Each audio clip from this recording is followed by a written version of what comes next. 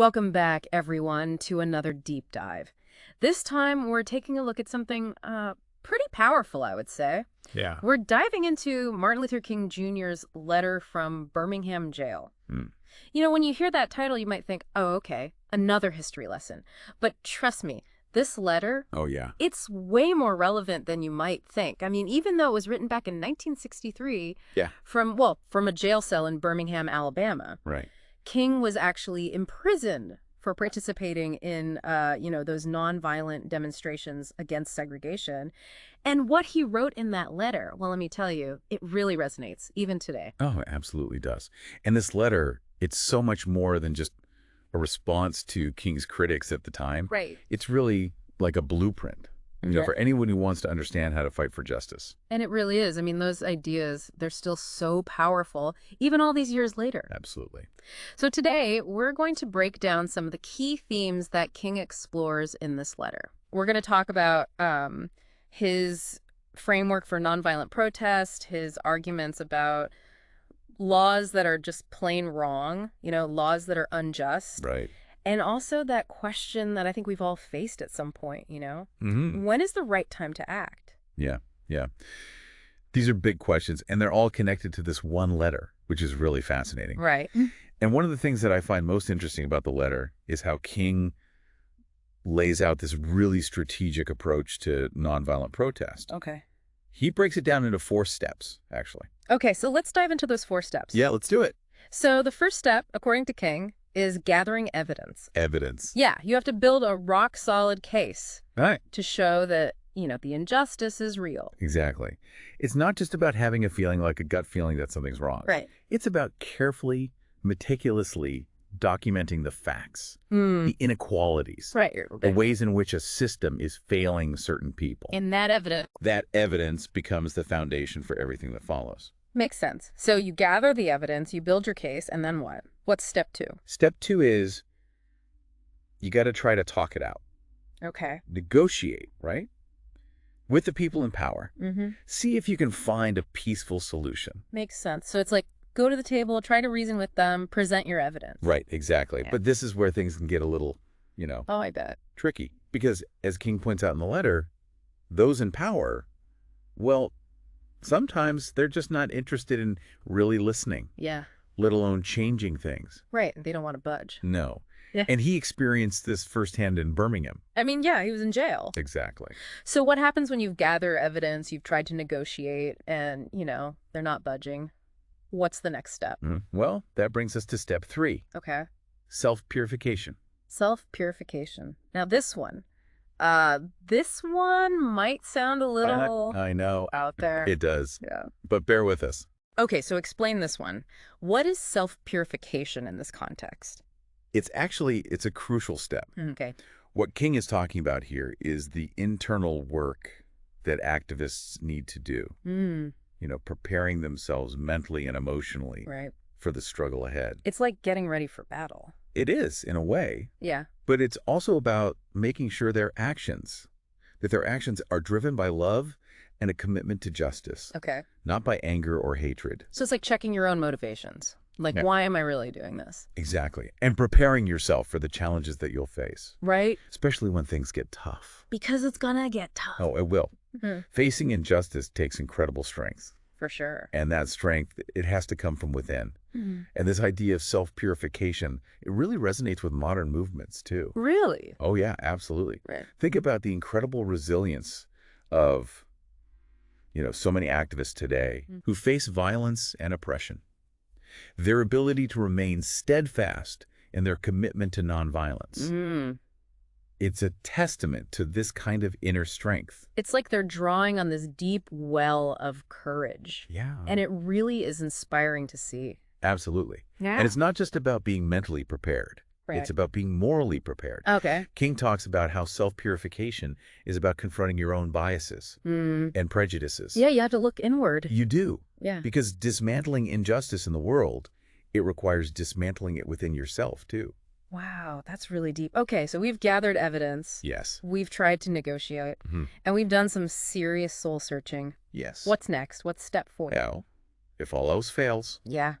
It's time for direct action. Direct action. This is where those powerful images come in. The protests, the sit-ins, the marches. Those moments that, really force society to pay attention. Exactly. Yeah. Think about the impact of the Birmingham campaign itself. The images of, children being attacked by police dogs. Oh, yeah. And fire hoses. Yeah. Shocked the nation. Yeah, those were powerful images. And it turned the tide of public opinion. Yeah. It did. See, direct action, it's not about violence. Right. It's about disrupting the status quo, forcing a dialogue, Okay. making it impossible to ignore the issue any longer. And these 4 steps, this isn't just some historical artifact, right? No, not at all. We see them happening today, even if the context is different. Absolutely. Think about all the movements you see in the news, even if we, don't name specific groups or take sides here. Right, of course.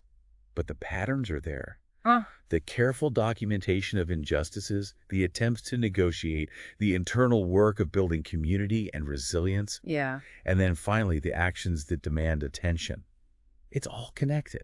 It's like King provided this roadmap, Mm. and people are still using it They are. to navigate, the fight for justice, which is pretty amazing when you think about it. It really is, and it speaks to the power of his ideas. They weren't just about one time and place. Right. They were about fundamental human rights Yeah. and the strategies for achieving them. Powerful stuff. Okay, so we've got these 4 steps for nonviolent protest. But King, he goes even deeper than that. Oh, he does. He dives into this whole concept of unjust laws. He basically says flat out, you don't have to follow a law if it's morally wrong. Right.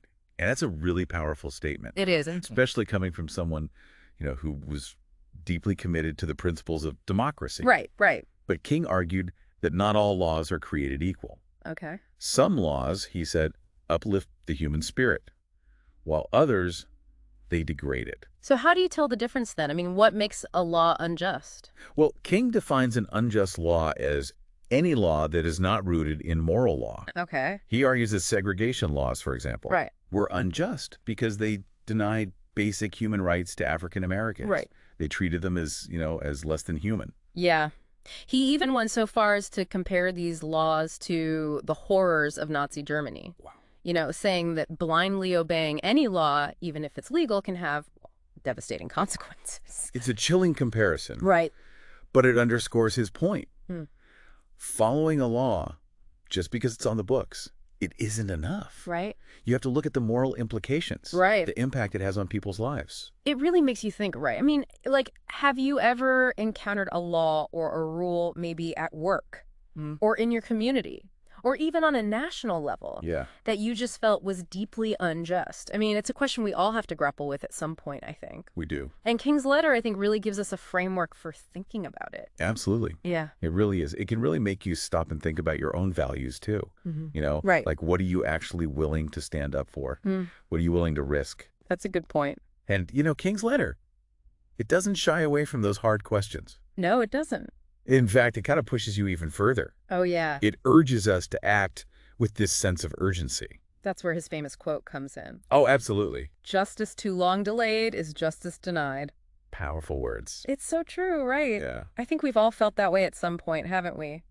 probably. You put things off, you think, oh, I'll get to that later, or it's not the right time. It's easy to fall into that trap. Yeah. Especially when you're dealing with these big, systemic problems. Right? But what King is saying is that when we're talking about justice, when we're talking about equality, waiting, well, often waiting just means allowing those injustices to keep happening. Yeah, you're not actually solving the problem. Exactly. And he's really challenging us to ask ourselves these tough questions, Like what? What are we waiting for? And what are we so afraid of? That's a good question. And he even acknowledges in the letter that there are no easy answers to these questions. Right, especially when you look at all the conflicts happening in the world today. Yeah, he even mentions a few specifically, He does. like the Russia-Ukraine war Mm-hmm. and the Israel-Hamas war. Those are some incredibly complex situations where you have, both sides. Right. Both sides believe they're fighting for a just cause. And it just reminds us that there isn't always a simple, clear-cut, right answer. Right. It's not always black and white. No. But even with all that complexity, I think King's message is pretty clear.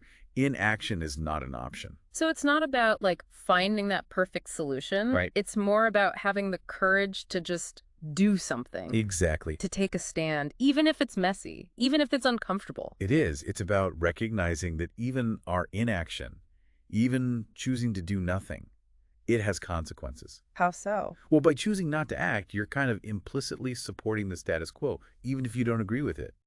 You're complicit. Yeah. And, there's this part in the letter, it's one of the most surprising parts, I think, Okay. where King compares his message to, of all things, Nike's slogan. Just do it. Yeah. Really? It seems kind of random at first, right? Yeah, a little bit. But then when you think about it, Yeah. it makes sense.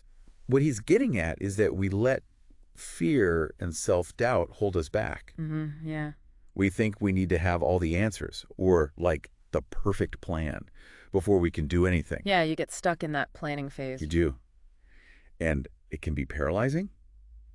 But King is saying, break free from those limitations.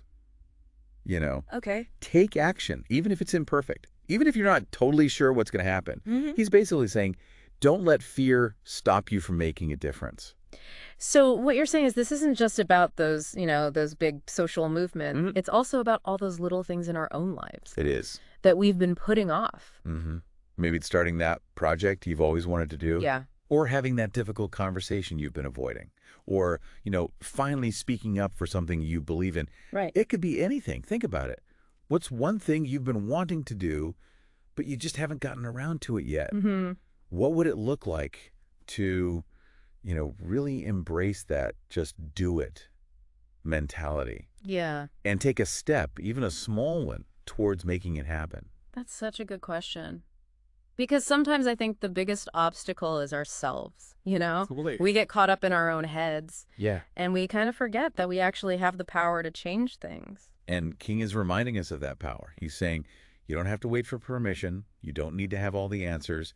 Just start where you are with what you have and just do something. That's a powerful message. It is. And it's something we can all take to heart, Definitely. no matter what our goals are, no matter what challenges we're facing. Right. So as we wrap up our deep dive into Letter from Birmingham Jail, I think, the biggest takeaway, for me at least, is that, this letter, it's not just a historical document. It's like a call to action. It is. For all of us. Yeah, it's a reminder that we all have a role to play, Right. in creating a more just world, whether it's like in our own personal lives or in the bigger systems, that we're part of. Yeah, absolutely. And reading this letter, it really struck me how King's words, they were written over half a century ago. I know. But they still feel Yeah. so incredibly relevant to what's happening in the world today. It's like he's speaking directly to us, Across time. Across time, yeah. It's really a testament to like the enduring power of his ideas. Yeah. He was speaking to these like fundamental You're right. human experiences, the struggle for justice, the courage to act, the importance of confronting injustice, like wherever we find it. Yeah. And this letter, it's really just a glimpse, It is. into how deep and brilliant his thinking really was, I have to say. This deep dive. Yeah. It's really inspired me to learn more. Me too. And if you're feeling the same way out there, dear listener, I highly encourage you to, seek out the full text of Letter from Birmingham Jail. It's a powerful read. And who knows, it might just give you that extra push, to take action. Right, to just do it. To just do it. Exactly. And make a difference. And make a difference in the world. Couldn't have said it better myself. So until next time, keep diving deep.